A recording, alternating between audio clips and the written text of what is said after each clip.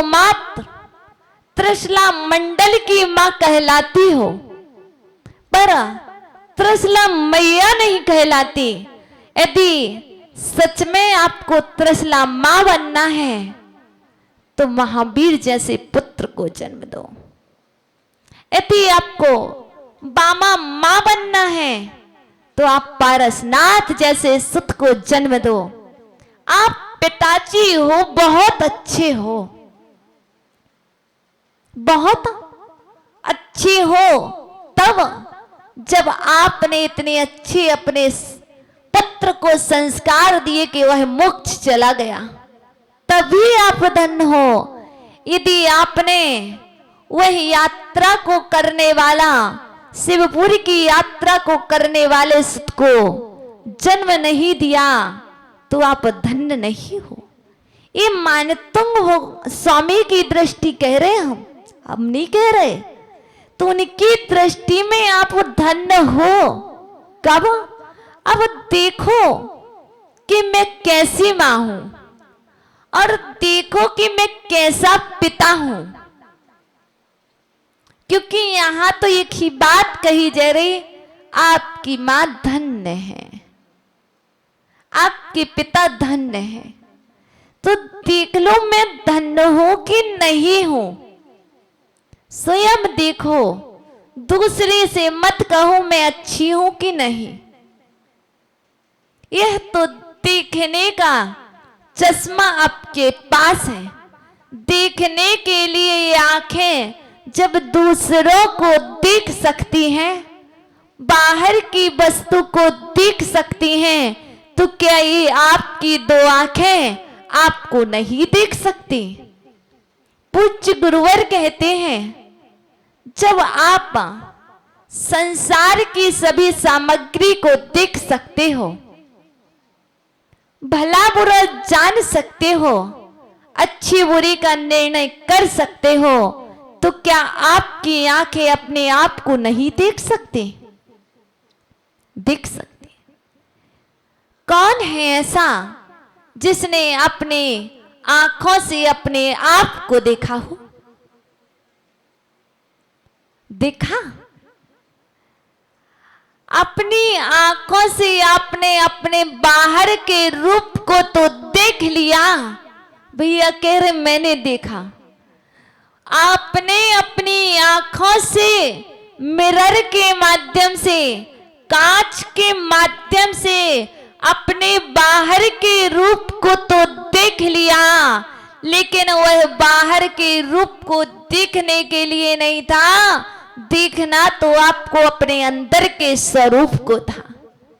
यह आंखें जो बाहर को देख रही हैं, यदि ये आंखें बंद हो जाती तो अंदर का स्वरूप दिख जाता। जब तक बाहर के रूप को देखते रहोगे तब तक स्वरूप को नहीं देख पाओगे। जब तक पर को देखते रहोगे तब तक निज को नहीं देख पाओगे। यहां पर मानतुंग स्वामी ने अपने रूप को नहीं देखा है, उन्होंने पर रूप में भी निज रूप को देखा है।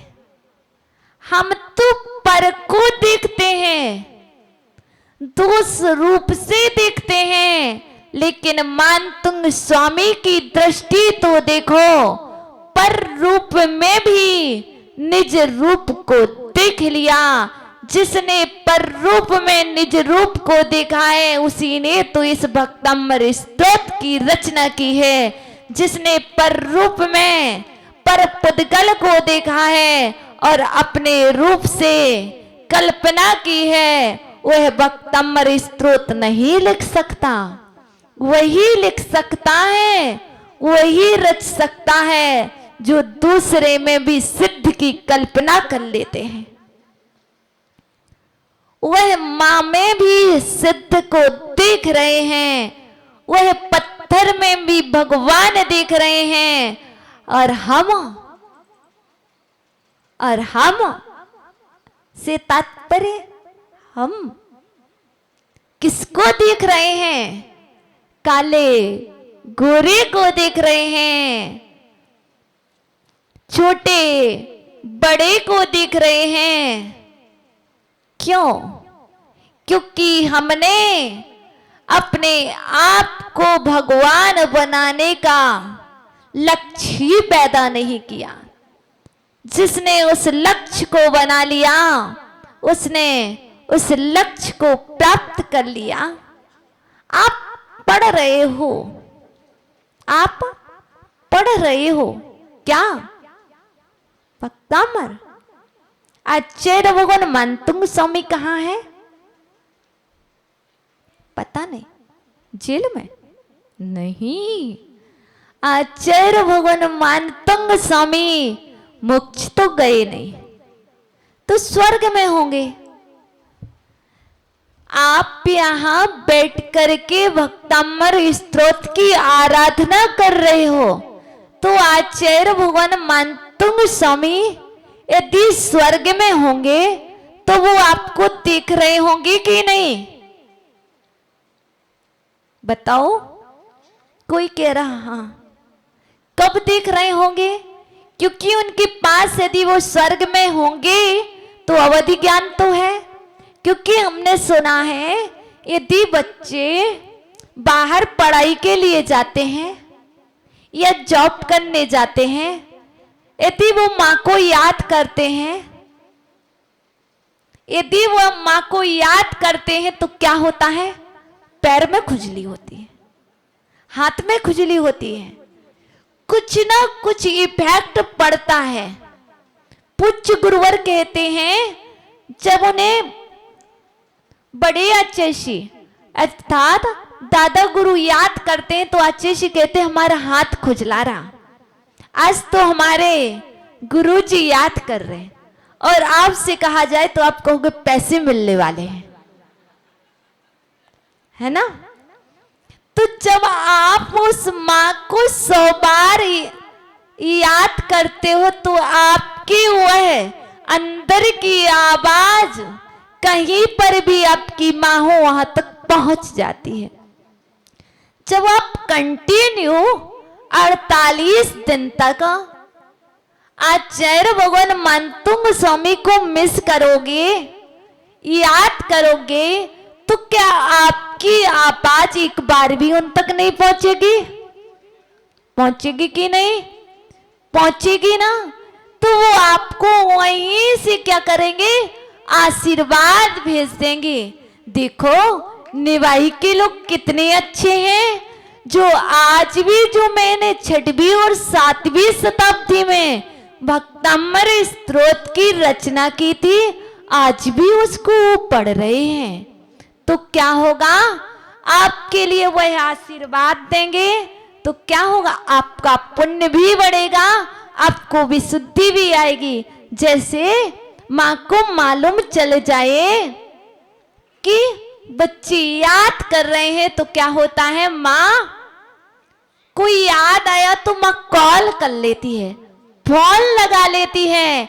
ऐसे ही आचार्य भगवान को यदि एक बार भी मालूम चलेगा तो वह तो नहीं आएंगे, लेकिन आपके स्वप्न में अवश्य आ जाएंगे और आपको आशीर्वाद दे जाएंगे।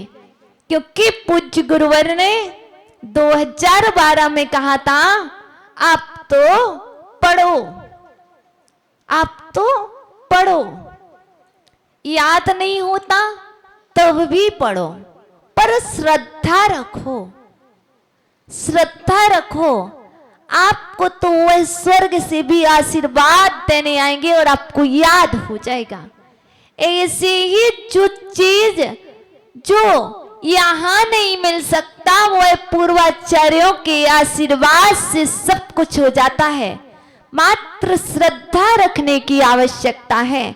तो यह आपकी माँ धन्य है। माँ आप बहुत अच्छे हो, आप तो धन्य हो, क्योंकि आपके हाथ में भक्तामर स्तोत्र जैसा शास्त्र है, इसलिए आप धन्य हो। एक माँ वह धन्य थी जिसकी गोद में नन्ना सा बालक पारस कुमार झूल रहा था। आप इसलिए धन्य हो कि आपकी गोद में, आपके कर कमलों में जिनवाणी माँ झूल रही है, इसलिए आप भी धन्य हो। ये मत सोचो कि हम धन्य नहीं हैं, आप भी धन्य हो। इस पंचम काल में आप इसलिए धन्य हो क्योंकि जिन मंदिर आ रहे हो, आप गुरुवर के प्रवचन सुन रहे हो, जिन वाणी की पूजन कर रहे हो, देव की, शास्त्र की, गुरु की, इसलिए आप भी धन्य हो। तो हम उस टापू पर चलते हैं क्योंकि हमने तो सुना है पूर्व दिशा मात्र सूर्य को जन्म देती है। ऐसे ही हे भगवान, आपको तो जन्म देने वाली मां एक ही थी, सैकड़ों मां सैकड़ों पुत्रों को जन्म दे रही हैं। यहाँ पर इतने सारे लोग बैठे हुए हैं, सबने किसी न किसी को जन्म दिया है, लेकिन भगवान आपकी माँ जैसी नहीं है। आपकी माँ तो ओनली वन एक ही थी जिसने आप जैसे सुत को जन्म दिया है। दिशाएं तो बहुत होती हैं, लेकिन मात्र एक पूर्व दिशा ही ऐसी है जो मात्र सूर्य को जन्म दे पाती है। शब्द तो सबके पास होते हैं, बुद्धि तो सबके पास हुआ करती है, पर उस बुद्धि